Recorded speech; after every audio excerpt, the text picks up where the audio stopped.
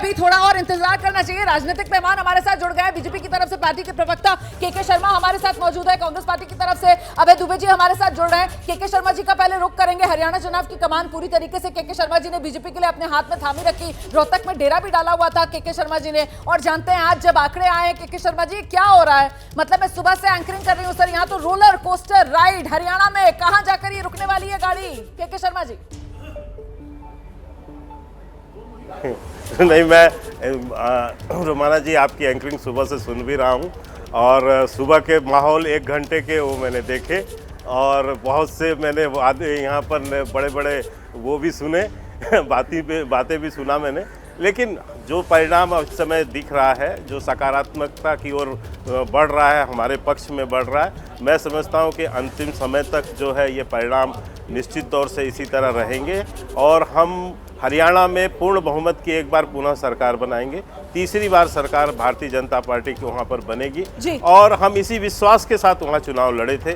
और आपने ठीक कहा, मैं रोहतक में था और मैं वहाँ की ज़मीनी स्थिति को समझ सकता हूँ। मैंने यहाँ कई पत्रकार मित्र हैं जिनके साथ कई डिबेट में भी पार्टिसिपेट किया। मैं कहता था कि ये जब कोई चुनाव में बढ़त बनाता है तो उसकी लिमिट नहीं होती, वो कहाँ तक जाता है और ये कई बार चुनाव में देखने को मिला है। तो मुझे पूरा विश्वास है कि अंत में भारतीय जनता पार्टी इसी रूप में अब ये नंबर्स जो है वो कंसोलिडेट होंगे। फिलहाल अपने दम पर बीजेपी हरियाणा में बहुमत वाले आंकड़े को पार करके हासिल करते हुए खड़ी नजर आ रही है। 46 वाला आंकड़ा जो हरियाणा विधानसभा का जादुई आंकड़ा है। और देखिए किस तरीके से जो बीजेपी के उम्मीदवार है उनकी लीड देखिए। आपती गांव से राजेश नागर बीजेपी के उम्मीदवार 11,000 से ज्यादा वोटों की लीड के साथ।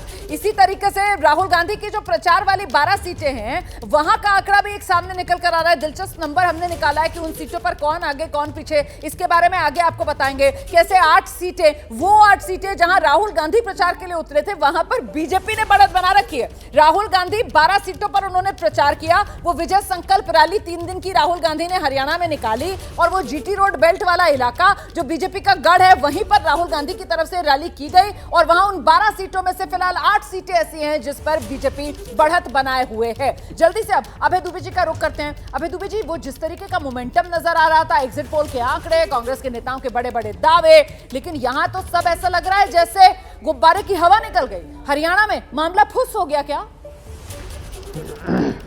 हाँ, देखिए, रुझानों में भारतीय जनता पार्टी को खुश होने दीजिए, परिणामों में कांग्रेस पार्टी और हरियाणा प्रसन्न होगा। हमारी जो सूचना है उसके अनुसार अभी भी कांग्रेस पार्टी को एज अभी भी है, जो हमारा इंटरनल फीडबैक है। हमारे पास अभी 52 से 55 सीट्स पर हम लोग हमारा जो इनपुट्स है उसमें आगे हैं। कई बार आप लोगों के पास और इलेक्शन कमीशन ऑफ इंडिया के पास वो सूचनाएं देर से आती है। भारतीय जनता पार्टी भी अंदर से इस बात को जानती है।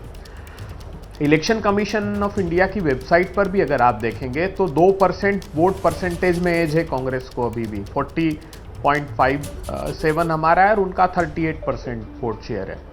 हरियाणा में किसान, पहलवान, जवान, नौजवान सब लोगों ने भारतीय जनता पार्टी के खिलाफ वोट किया है। अभी कुछ समय के लिए परिणाम जब स्थिर होंगे तब आप महसूस करेंगे कि कश्मीर में, जम्मू कश्मीर में और हरियाणा में दोनों कंफर्टेबल मेजोरिटी के साथ कांग्रेस पार्टी अपने साझा सहयोगियों के साथ सरकार का जम्मू कश्मीर में और हरियाणा में बात कर लेते हैं। जम्मू कश्मीर और हरियाणा अलग अलग करके अगर बात करेंगे तो ज्यादा आसानी रहेगी, दर्शक भी कंफ्यूज नहीं होगा। हरियाणा की पहले बात करते हैं। वहां तो 10 साल से बीजेपी का राज है ना, और ऐसे में 10 साल की एंटी इनकम्बेंसी के बावजूद अगर ये रुझान ही आप मान लीजिए, हालांकि अब 3 घंटे होने को आ रहे हैं, 10:43 इस समय टाइम हो रहा है सर, बीजेपी 46 पर है, मतलब वो जादुई वाला आंकड़ा। और आपके जो स्टार वाले जो बड़े बड़े चेहरे, जिसमें विनेश फोगाट सबसे बड़ा चेहरा, वो भी अपनी सीट से पिछड़ रही है। तो क्या ये बात हैरान नहीं करती है कांग्रेस को? कहां तो कांग्रेस की तरफ से दावा यह था साहब सुनामी आने वाली है, 60, 65, 67, 70 पार तक सब लोग करवा रहे थे, और कहां यहां पर ऐसे लाले पड़ गए कि 37 इस समय कांग्रेस का नंबर है और बीजेपी 46 पर है। अभय दुबे जी, देखिए, कर्नाटका के अगर आप पढ़ेंगे तो उस समय भी यही हुआ था। भारतीय जनता पार्टी एक समय ऐसा था जब कॉन्टेस्ट में दिखाई दे रही थी, मगर एंड ऑफ द डे जब अंतिम परिणाम आए तो भारतीय जनता पार्टी कहीं कॉन्टेस्ट में नहीं थी। हरियाणा में भी हूबहू यही होगा। जो शुरुआती रुझान आप बता रहे थे वही परिणाम अंततः आएंगे। अभी आप हुड्डा जी को आपने सुना, हमारा जो इंटरनल फीडबैक है, हम बहुत कंफर्टेबल मेजोरिटी के साथ हरियाणा में भी सरकार बना रहे हैं। और हरियाणा में क्या किसान भूल पाएगा कि शुभकरण के सिर में गोली मार दी? करनाल में लहूलुहान कर दिया।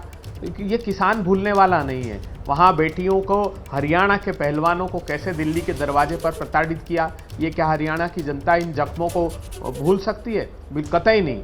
तो जो परिणाम है, आपने जो राहुल गांधी जी की रैली का जिक्र किया, तो राहुल गांधी जी के वजह से ही हरियाणा में और खड़गे साहब की वजह से हरियाणा के चुनाव परिणाम कांग्रेस पार्टी के पक्ष में होंगे और जम्मू कश्मीर में भी होंगे। हम पूरी तरह आश्वस्त हैं।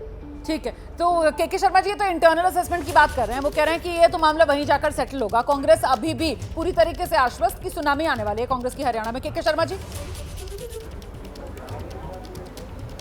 नहीं, देखिए, मैं तो रोमाना जी, इस जो चुनाव कराते हैं और जो मतगणना करते हैं वो चुनाव आयोग, मैं तो उनके जो परिणाम है मैं उसको मानता हूँ। मुझे नहीं पता कि 24 मैंने इनके सोनिया जी के निवास में कोई मतगणना चल रही है या राहुल गांधी या हुड्डा जी के घर में कोई मतगणना चल रही है जहाँ से ये रिजल्ट बता रहे हैं। मैं तो जो आप दिखा रहे हैं, चुनाव आयोग का रिपोर्ट दिखा रहे हैं, मैं परिणाम बता रहे हैं, मैं उसके आधार पर कह रहा हूँ।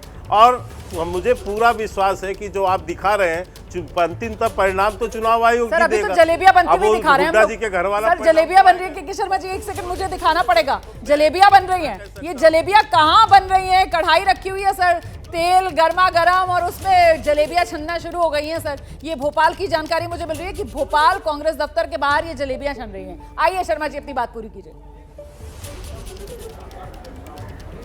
मैं तो ये कह रहा हूँ कि देखिए, अभी मैं भी मान रहा हूँ कि ये अभी कुछ चरण के चुनाव हुए, यानी मतगणना हुए हैं। मुझे पूरा विश्वास है कि परिणाम भारतीय जनता पार्टी के पक्ष पर होगा, क्योंकि जो अभी रुझान दिख रहा है वो हमारे पक्ष पर है और अब जो है खुलने लगा और हमारी लीड भी काफ़ी बड़ी हुई है। इसलिए मैं कह रहा हूं कि अंतिम तक हम जो परिणाम आएंगे उसमें भारतीय जनता पार्टी पूर्ण बहुमत की सरकार बनाएगी। बाकी ये किसके, ये सब जो कह रहे हैं, ये सब चुनावी बातें जो है बातें अभी नहीं करनी चाहिए, वरना मैं नहीं गिना सकता हूँ कि राहुल गांधी ने कितना अपमान वहाँ दलितों का किया और युवाओं का किया। अपने भाषण के अंदर में किस तरह से हरियाणा के युवाओं को अपमानित किया है जाके राहुल गांधी ने, इसका खामियाजा उन्हें भोगना ही पड़ेगा वहाँ।